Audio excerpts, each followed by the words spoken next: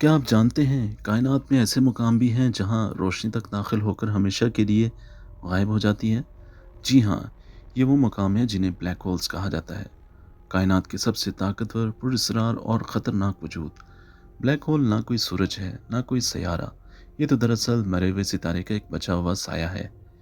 جب ایک بہت بڑا ستارہ اپنا ایندھن ختم کر دیتا ہے تو وہ اپنے ہی وزن کے نیچے سکڑ کر ایک لامحدود حد تک چھوٹا مگر لامحدود طاقتور نقطہ بن جاتا ہے، جسے ہم سنگولیرٹی بولتے ہیں۔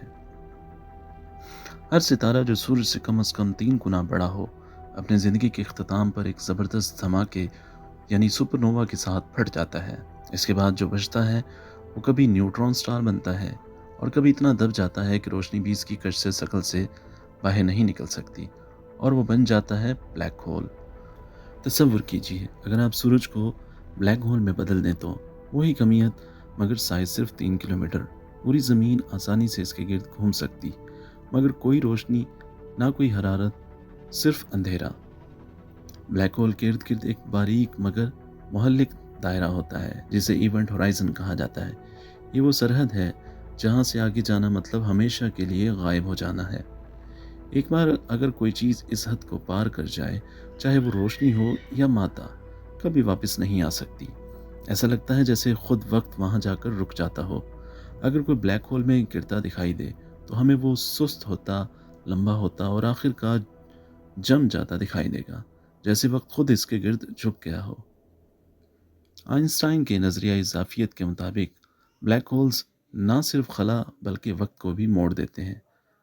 اگر آپ کسی طرح بلیک ہول کے قریب پہنچ جائیں تو آپ کے لیے وقت آہستہ گزرے گا۔ زمین پر 1 گھنٹہ، وہاں شاید صرف 1 منٹ گزرے۔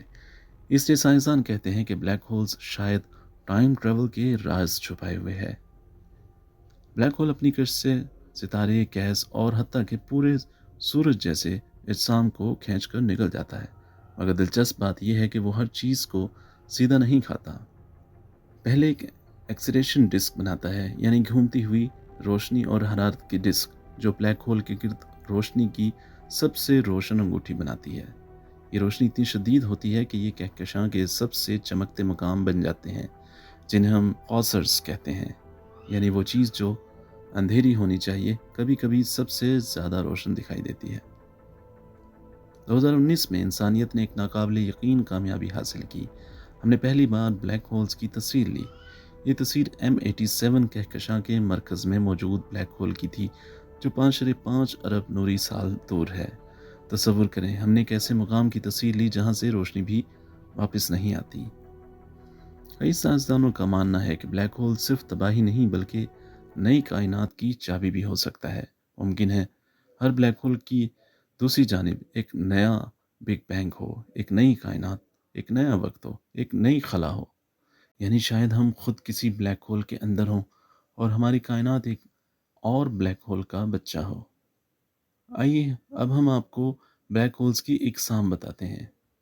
سب سے پہلے سٹیلر بلیک ہولز جو کہ مرے ہوئے ستاروں سے بنتے ہیں۔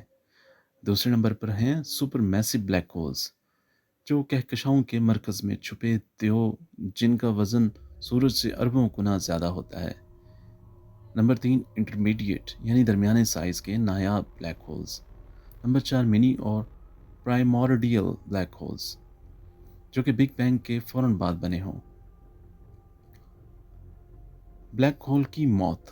اسٹیفن ہاکنگ نے پیشن گوئی کی تھی کہ بلیک ہولز ہمیشہ زندہ نہیں رہتے۔